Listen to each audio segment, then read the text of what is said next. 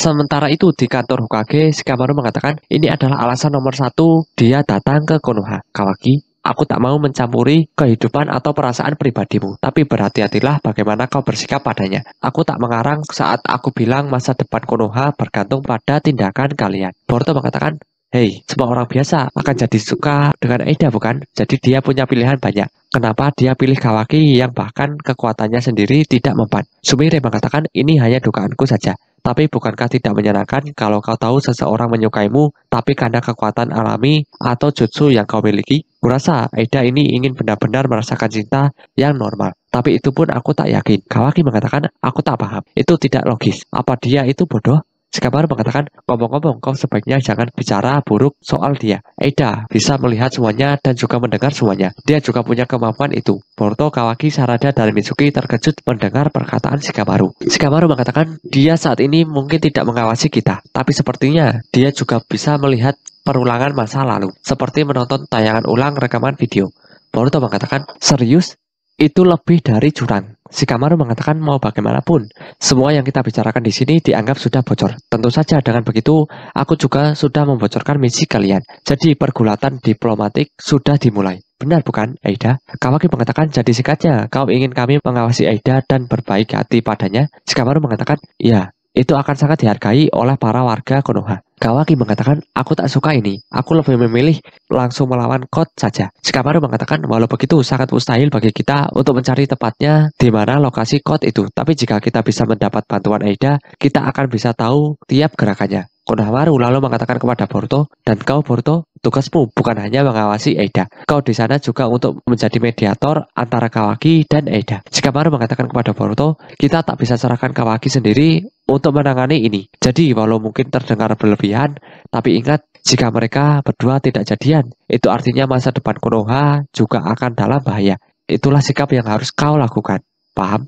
Boruto mengatakan kalau misi ini menyebalkan. Konohamaru mengatakan, ditambah lagi Sarada dan Mitsuki, kalian akan mengawasi mereka bertiga dari luar bersamaku. Shikamaru mengatakan tugas utama kalian adalah mengirim laporan. Tapi kalian harus masuk dan membedakan situasi jika terjadi masalah. Agar saja membereskan kekacauan yang ditimbulkan rekanmu. Karena kita tak tahu kapan Boruto akan mengamuk lagi. Walau begitu, seberapa besar kekuatan Aida akan mempengaruhi kalian masih tidak diketahui. Unit sensor akan terus membantu kalian, tapi laporkan segera sikap aneh apapun yang kalian lihat di diri kalian, agar kita bisa segera mengatasinya. Dengar, walau seberapa sulit pun, situasi kalian ada urutan untuk tindakan yang harus kalian ambil. Dan semakin ekstrim situasinya, semakin cepat kalian harus menentukan pilihan. Sebagai penasehat Hokage, itu adalah beban berat tugasku. Karena itu, untuk menghadapi masalah yang harus diatasi secara khusus, aku membuat rencana ini. Aku tak bertanya apakah kalian bisa atau tidak, tapi apakah kalian mau atau tidak. Boruto mengatakan jawabannya sudah jelas, karena kelihatannya tidak ada pilihan untuk berkata tidak. Sementara itu, di atas bangunan Hokage, Sasuke mengatakan kepada Naruto bahwa bukan hanya Aida dan Kawaki, Boruto juga adalah target pengawasan. Ini adalah tahanan rumah besar-besaran. Tapi kalau kau mengizinkannya, aku tidak bisa menolak. Naruto mengatakan, baik Boruto dan Kawaki, keduanya adalah tipe yang langsung bertarung, bahkan walaupun dengan lawan yang jauh lebih kuat. Mereka tak akan menurut begitu saja, walau kita menyuruh mereka untuk mundur. Dengan memberikan mereka misi dan juga tanggung jawab, kau dengan cerdik sudah mengendalikan mereka. Ini rencana yang khas Shikamaru. Setidaknya kita akan tahu apa yang akan mereka lakukan daripada harus mati di tempat yang tak dikenal. Sementara itu Shikamaru mengatakan, dengar, apapun bisa terjadi dalam misi ini. Dan mungkin ada juga saat dimana kalian tak bisa menunggu perintah. Di kasus seperti itu, kalian harus berimprovisasi sesuai dengan peran masing-masing. Setelah Shikamaru mengatakan itu, tiba-tiba Kawaki melihat sekilas Momoshiki di sebelah kanan Boruto. Kawaki kebingungan. Sementara itu Sasuke juga merasakan perasaan yang sama seperti saat dimana Boruto sedang bicara dengan Momoshiki setelah berhasil mengalahkannya. Di sisi lain, Aida memeluk Daimon dan mengatakan bahwa ide Shikamaru itu sungguh menarik. Setelah serangan Code, desa Konoha secara resmi menyambut Aida dan Daimon. Aida turun dari kereta menghentakkan kakinya. Aida memberi Daimon tumpangan. Daimon mengatakan, wah, kita sudah sampai. Aida melirik ke kanannya. Shikamaru, Sai, dan dua shinobi lainnya ada di sana untuk menerimanya. Shikamaru mengatakan, selamat datang di desa Konoha. Aida dan juga Daimon, kami dengan tulus menyambut Anda dari lubuk hati kami. Aida melihat ke arah Sai. Dia langsung memerah. Shinobi di sebelahnya juga memerah. Shikamaru tidak merona. Sai dalam pikirannya sendiri mengatakan, dia sangat cantik. 9 warga sipil lainnya telah mengalihkan perhatian mereka ke arahnya. Terdiam, 3 tidak berwajah, 1 wanita, dan 5 pria jatuh cinta pada Eida. Eida mengatakan tidak perlu sapaan formal yang begitu manis. Shikamaru-chan, aku jelas tahu apa rencanamu. Penyampaian kalimat Shikamaru cukup kaku. Shikamaru terdiam. Eida mengatakan itu konsep yang menarik. Kami akan dengan rendah hati menerima tawaranmu. Shikamaru mengatakan terima kasih. Aku berharap kau mengatakan itu. Daimon balas menatap Shikamaru. Daimon terdiam. Shikamaru mengatakan, jadi orang itu adalah Daimon. Dia saudara Eida. Sementara itu, Sai masih tersipu. Sai mengatakan, jadi kau pasti lelah dari perjalanan panjang itu. Biarkan aku memandumu ke apartemenmu. Silahkan lewat sini. Eida melirik ke belakangnya. Bahkan lebih banyak warga sipil yang menatapnya sekarang. Eida mengatakan tidak perlu menyusahkan diri sendiri. Aku tidak perlu kau menunjukkan jalannya. Shikamaru terkejut. Eida mulai melayang di udara, mengejutkan Shikamaru, Sai, para shinobi, dan beberapa penonton sipil. Pipi Sai sudah memudar. Shikamaru mengatakan dia melayang. Daimon mengatakan kakakku tidak suka menonjol. Jadi kita akan melewati dari atas. Eida mengatakan kita ke sana dulu karena aku sudah tahu di mana apartemen itu berada. Eida kemudian mulai terbang melalui bagian udara terbuka tanpa atap dari stasiun kereta api. Shikamaru tampaknya sedikit lebih cemas sekarang. Para penduduk heran dengan Eida yang terbang. Shikamaru berkeringat sedikit lebih banyak dan tampak kesal. Shikamaru mengatakan dia akan menonjol sebanyak yang dia mau, kurasa. Sai terdiam. Amado kemudian muncul. Dia menyalakan sebatang rokok dan menghisapnya. Amado mengatakan itu bukan hal yang aneh. Misalnya ketika Otsutsuki datang. Ini adalah prestasi alami yang bisa mereka lakukan. Itu akan sama untuk Boruto dan Kawaki juga. Segera mereka mungkin akan melakukannya. Terbang kemana-mana. Shikamaru mengatakan, aku tidak menyangka akan melihat sisimu ini lagi. Amado, kau tidak punya tempat lain untuk kabur. Tahu? Tapi kita akan membicarakannya nanti. Kita akan membicarakan semua yang kau tahu. Terjadi tatapan serius antara Amado dan Shikamaru. Adegan beralih ke apartemen berbagai kamar. Itu terletak di atas bukit yang landai dengan beberapa pohon dan lebih banyak bukit di sekitarnya. Dan tampaknya terpencil. Kawaki sedang bersantai di sofa. Konohamaru dan Boruto berdiri di tengah ruang tamu. Boruto mengatakan, ya setidaknya mereka bisa menyiapkan tempat yang bagus seperti ini untuk kita. Terutama karena misi ini diputuskan dalam waktu sesingkat itu. Konohamaru mengatakan, sebenarnya properti ini sudah menjadi milik penyewa lain. Aku seharusnya tidak mengatakan ini dengan keras. Tetapi kita harus menggunakan beberapa kekuatan agar bisa diserahkan kepada kita. Konohamaru tampaknya agak kesal. Boruto sekarang menjalankan tangannya di sepanjang dinding. Boruto mengatakan, ya nasib desa dipertaruhkan. Ini semua dalam satu misi besar ini. Sedikit berjalan jauh, bukan begitu? Kawaki mengatakan, oi Boruto, dasar payah. Apa yang membuatmu begitu senang? Jangan terbawa suasana. Boruto mengatakan, oh apa yang salah dengan semangat yang baik? Bukankah itu membuatmu dalam suasana hati yang baik setiap kali kau melihat apartemen yang luar biasa? Kau tidak perlu bertengkar denganku untuk setiap hal kecil. Kawaki mengatakan, kita tidak datang ke sini untuk bersenang-senang, anak nakal. Tidakkah kau mengerti bahwa ini adalah misi? Boruto mengatakan, dasar payah, tentu saja aku mengerti. Kita seharusnya hidup normal untuk misi ini, tahu? Kau akan tersedak jika terus-terusan seperti itu. Konohamaru mengatakan, hentikan kalian berdua. Yang penting adalah apakah kalian akan rukun dengan Eida atau tidak. Kalian sangat penting. Apa yang akan kalian lakukan ketika suasana hati menjadi seperti ini? Boruto lalu melepas tas selempangnya, kemudian diperlihatkan flashback dari sudut pandang Kawaki. Saat Momoshiki tampak berada tepat di belakang Boruto dan bernapas di lehernya. Dari saat mereka berada di kantor Hokage pada chapter 73, Kawaki terdiam. Adegan bergeser ke lantai atas apartemen lain. Gayanya mirip dan sepertinya terletak tepat di sebelah gedung Boruto dan Kawaki tinggal, meskipun jaraknya nyaman. Sarada dan Mitsuki waspada. Sarada mengistirahatkan lengannya di pagar bersandar di balkon. Dia menatap ke kejauhan. Sarada mengatakan, ya karena musuh kita memiliki pandangan yang tidak terhalang dari apapun dan segalanya. Karena Shenrigan itu, kurasa tidak banyak lagi yang bisa kita lakukan tentang berbagai hal. Menjadi penjaga yang jelas, menghadap langsung ke arah mereka, dan sebagainya. Aku tidak benar-benar tahu bagaimana merasakan dan memahami situasi ini. Mitsuki mengatakan, ini tentang memanfaatkan kewaspadaan terus-menerus. Ada makna yang melekat pada sikap itu sendiri. Dengan Eida, ini tentang mengarahkan beberapa tekanan, bahkan jika itu hanya sedikit. Itu menurut Tuan Shikamaru kan? Sarada mengatakan, ngomong-ngomong, aku tidak bermaksud bermusuhan, tapi sejujurnya aku khawatir. Percakapan mereka kemudian terganggu oleh langkah kaki. Tim 10 telah tiba. Sarada terkejut dan kebingungan. Shigadai mengatakan, hei siswa terhormat, apa kalian sedang malas atau apa? Jojo mengatakan,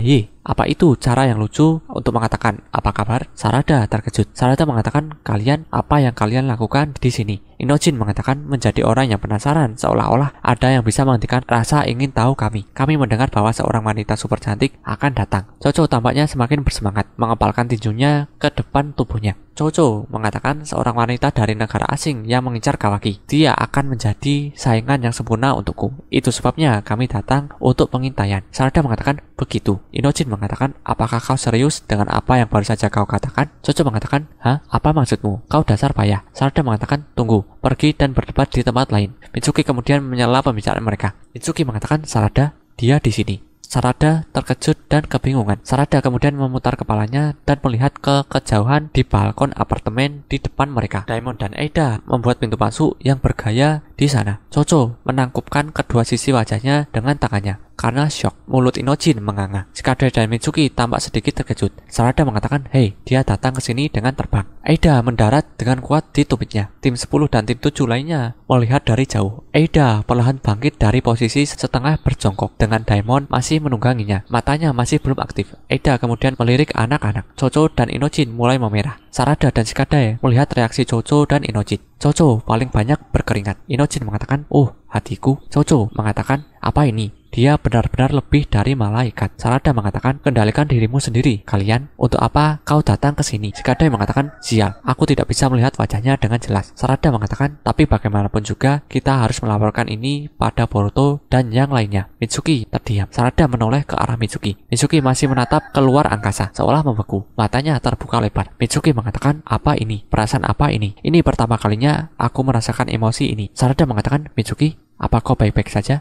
Mitsuki mulai sedikit memerah. Mitsuki mengatakan, "Aku mungkin tidak baik-baik saja." Diamond dan Eida melirik lagi ke arah anak-anak. Mereka kemudian berbalik, sepertinya menuju ke apartemen. Sarada terdiam. Adegan beralih kembali ke apartemen utama, di mana Konohamaru, Boruto, dan Kawaki masih berdebat sedikit. Konohamaru mengatakan, "Kalau begitu, aku akan kembali ke posku." "Baiklah, jadi kali ini tim sensor akan diorganisir untuk memberi kalian dukungan terus-menerus. Mereka siaga. Kau akan dapat berkomunikasi dengan salah satu anggota tim melalui Shintensin. Jika terjadi sesuatu, beritahu mereka segera." Boruto mulai merajuk dan mengatakan, "Oke." Kawaki terdiam. Konohamaru mengatakan, "Astaga, serius, kami mengandalkan kalian." Konohamaru mulai menaiki tangga, tapi kemudian dia terganggu oleh sebuah suara. Sarada mengatakan, "Konohamaru sensei." Konohamaru terkejut. "Apakah itu kau, Sarada? Ada apa?" Sarada mengatakan, "Eida, di mana Anda berada?" Konohamaru mengambil beberapa langkah lagi menaiki tangga, tapi sudah terlambat. Dia melihat seorang wanita datang melalui pintu. Ketegangan terjadi. Lalu diperlihatkan Eida yang menonjolkan kakinya yang panjang.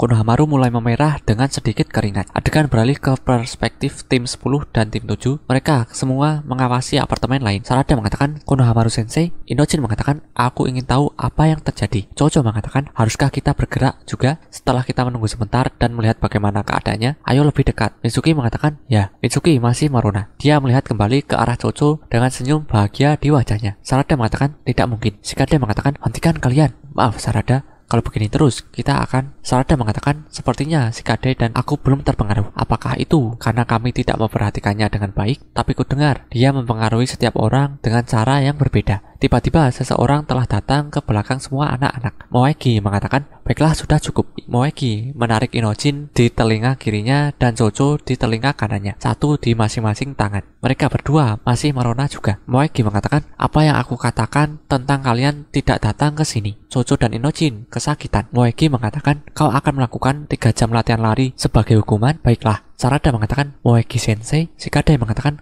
"Oh sial." Moegi bergabung dengan Sarada menatap kompleks apartemen lainnya. Moegi mengatakan, "Aku minta maaf tentang ini, Sarada, tapi biarkan aku begini. Ada apa dengan Eida? Dia sudah ada di sini, kan? Bukankah Konohamaru masih di sana bersamanya?" Sarada mengatakan, "Sepertinya begitu." Di tengah-tengah komunikasi kami, dia berhenti menjawab. Moegi mengatakan, "Kuharap dia tidak membuat wajah cabul dan meliriknya." "Bertahanlah, Konohamaru." Adegan kemudian bergeser kembali ke Konohamaru. Dia merona bahkan lebih deras dari sebelumnya. Keringatnya semakin banyak. Konohamaru dalam pikirannya sendiri mengatakan, "Tidak ada yang istimewa, bukan masalah besar. Aku harusnya menguasai diriku. Aku harus tenang." Konohamaru telah berhenti mati di tengah jalan, menatap Eida dari dasar tangga. Eida menoleh dan melihat dari balik bahu kanannya. Dia kemudian mengaktifkan mata kirinya yang lebih dekat ke sisi Konohamaru. Eida mengatakan, "Konohamaru-chan, kan? Betapa indahnya." Ini seperti bertemu dengan teman masa kecil. Konohamaru menjadi agak kacau di sini. Ekspresi wajahnya tampak lebih takut pada dirinya sendiri. Matanya kemudian mulai bergulir ke belakang kepalanya. Konohamaru jatuh ke belakang, menuruni tangga. Dia mendarat terlentang di depan Boruto dan Kawaki. Kedua lengan Konohamaru masih lumpuh, seolah-olah mengulurkan tangan. Mereka berdua masih duduk di sofa. Boruto mengatakan, tidak mungkin. Apa yang terjadi? Konohamaru Sensei. Boruto bergegas ke sisi Konohamaru, meletakkan tangannya ke Konohamaru dan memeriksa denyut nadi. Boruto mengatakan, "Oh Sensei, astaga, kurasa tidak banyak yang bisa kulakukan untuknya." Konohamaru tidak menjawab. Tubuhnya kini lemas. Boruto melihat ke atas tangga. Boruto mengatakan, "Eida, apakah itu kau? Jangan hanya berdiri di sana. Kemarilah dan mari kita bicara." Kawaki tampaknya tidak tergerak oleh semua ini. Boruto pun menuruni tangga. Boruto tidak bisa melihat apa yang akan terjadi. Daimon sekarang telah meletakkan telapak tangannya di bahu Boruto. Daimon memposisikan dirinya untuk menumpang di Boruto sekarang. Boruto dan Kawaki terkejut. Boruto mengatakan, "Apa yang kau lakukan?" Kemudian beralih ke pemandangan Daimon yang menjulang tinggi di atas Boruto. Daimon mengatakan, "Aku si payah bernama Daimon. Aku adik laki-lakinya. Kau tahu kau Uzumaki Boruto kan?" Boruto kemudian melihat ke atas dan ke belakang. Boruto mengatakan, "Jadi namamu Daimon, dan kau adiknya?" Kawaki mengatakan, "Oi, ada apa dengan ini? Kudengar kau membawa teman atau semacamnya." Eida dalam pikirannya sendiri mengatakan, "Itu suara Kawaki." Daimon mengatakan, "Jadi kalian adalah Otsutsuki. Tapi apa kalian ingin membunuh kakak perempuanku? Jika kalian akan mencoba dan melakukan sesuatu seperti itu, aku tidak akan membiarkanmu, tahu?" Kawaki mengatakan, "Apa yang dicemaskan si payah ini? Apa dia mencoba membuat kita kesal?" Daimon mengatakan, "Jangan bicara seperti itu padaku dengan nada sombongmu. Kawaki, datanglah padaku. Aku akan mengajarimu sopan santun dengan cara yang cukup sederhana untuk kau mengerti." Boruto mengatakan, "Oi, apa yang kalian bicarakan?" Kawaki mengatakan, "Hanya si payah yang tidak layak diajak bicara." Kawaki melesat lurus ke arah Daimon. Kawaki mengatakan satu-satunya pilihan adalah menyeretnya pergi. Boruto mengatakan, "Hoi, berhenti Kawaki." Kawaki mengubah lengan kanannya berniat untuk mengayunkannya kepada Daimon. Namun Kawaki langsung ditolak mundur, seolah-olah oleh kekuatan tak terlihat. Boruto kebingungan. Kawaki meluncur mundur di sepanjang lantai. Lengannya kembali dan kembali ke posisi normal. Kawaki dalam pikirannya sendiri mengatakan, apa yang baru saja terjadi? Daimon turun dari bahu Boruto sekarang. Dia memiliki ekspresi sombong di wajahnya. Daimon mulai berjalan ke seluruh sofa dan menuju Kawaki yang masih berdiri dari lantai. Daimon mengatakan, "Ya ampun, maaf. Kali ini aku tidak akan menggunakan trik murahan. Sungguh, ayo pergi." Kawaki mengatakan, "Jangan main-main denganku." Kawaki kemudian mengaktifkan dojutsu di mata kirinya. 3 segitiga muncul di pupilnya. Daimon masih memiliki senyum lebar dan licik di wajahnya. Kawaki mencoba menyerang Daimon dengan 5 tongkat hitam sepanjang kunai. Daimon dengan mudah menangkap salah satu dari mereka di mulutnya. Adapun tongkat lainnya, dia menangkapnya dengan cekatan, hanya dengan tangan kosong.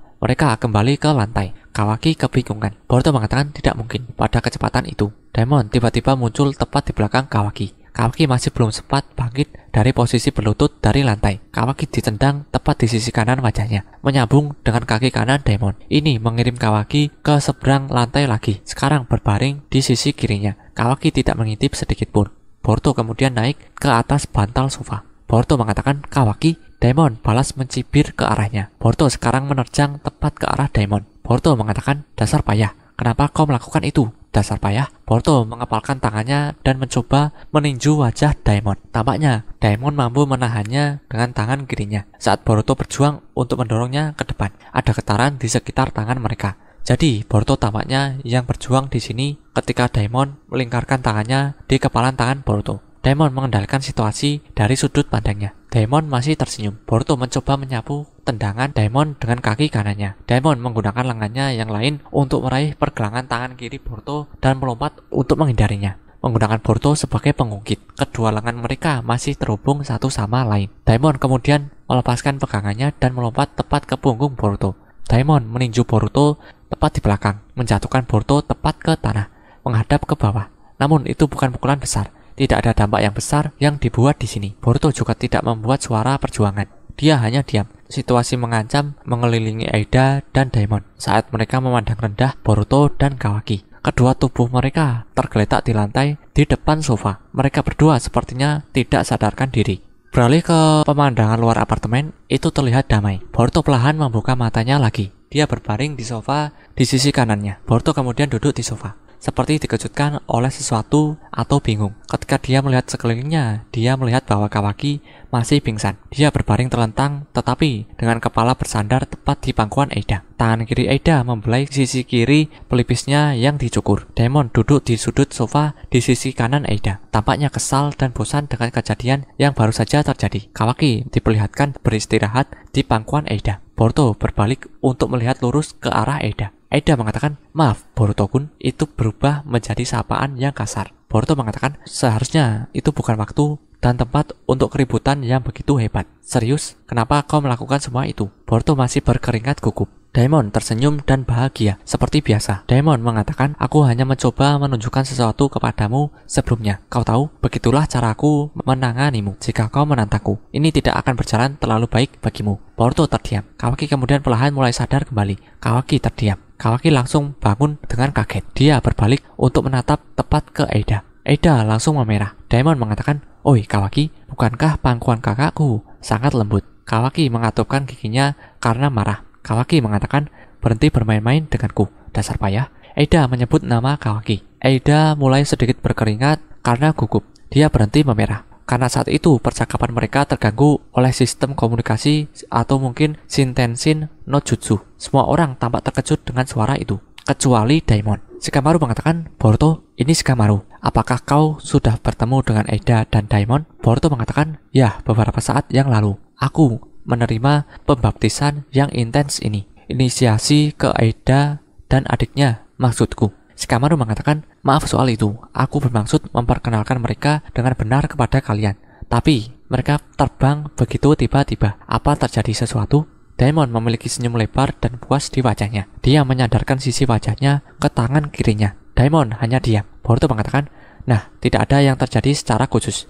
Aku berharap kita semua rukun satu sama lain." Kawaki mengatakan, "Cih." Eida kemudian melirik Kawaki setelah reaksinya. Eida terdiam. Kemudian diperlihatkan Shikamaru, Naruto, dan Amado. Mereka berada di suatu ruangan. Naruto dan Amado duduk berhadapan satu sama lain di sofa terpisah. Shikamaru mengatakan, "Amado saat ini berada di ruangan bersama kami. Ketika berbicara tentang saudara kandung itu, dan terutama mengenai Daimon, kami hampir tidak memiliki informasi tentangnya sama sekali. Dan itu di antara berbagai hal lainnya juga. Berbagi apa yang kau ketahui tentang segala sesuatu mulai sekarang dengan kami." Naruto mengatakan, "Jadi mari kita mulai. Bicaralah, Amado. Ceritakan semuanya secara keseluruhan. Tidak ada lagi rahasia." Amado mengatakan, "Aku tidak keberatan selama kau membiarkanku merokok, oke?" Beralih ke Boruto dan Kawaki yang sedang bersantai di sofa, Boruto mengatakan, "Astaga, ini misi yang mengerikan." Amado menjelaskan mengenai Eida dan Daimon kepada Naruto dan Shikamaru. Amado mengatakan, Eida memikat semua orang yang tak peduli apapun gendernya, hanya saudara-saudara dan Otsutsuki yang tak terpengaruh. Artinya itu tak akan mempan pada Boruto, Kawaki, dan adiknya Daimon. Ditambah lagi Senrigan mata kirinya membuat dia bisa melihat semua hal yang terjadi di sisi dunia manapun. Dia juga bisa mendengar percakapan seperti benar-benar sedang ada di sana. Hal itu juga membuatnya bisa melihat masa lalu. Walau begitu, dia tak bisa melihat hal yang terjadi sebelum dia lahir. Jadi untuk saat ini, dia hanya bisa melihat 16 tahun yang lalu. Sedangkan adiknya Daimon, dia bisa memantulkan semua tindakan yang dimaksudkan untuk melukainya. Namun walau dia harus menyentuh orang lain dulu, kekuatannya itu juga akan berpindah pada orang yang saat ini memegang dia. Daimon itu bocah cilik yang menyebalkan, tapi berhati-hatilah untuk tidak mengarahkan niat melukai padanya, walau demi apapun. Karena itu juga akan dipantulkan. Memang tergantung dengan kondisinya. Tapi itu semua pasti akan terpatul kembali padamu. Sementara itu di tempat Boruto kurang paham dengan kekuatan Daimon. Kawaki mencoba memikirkan untuk menghajar Daimon. Dan Kawaki pun terkena pukulan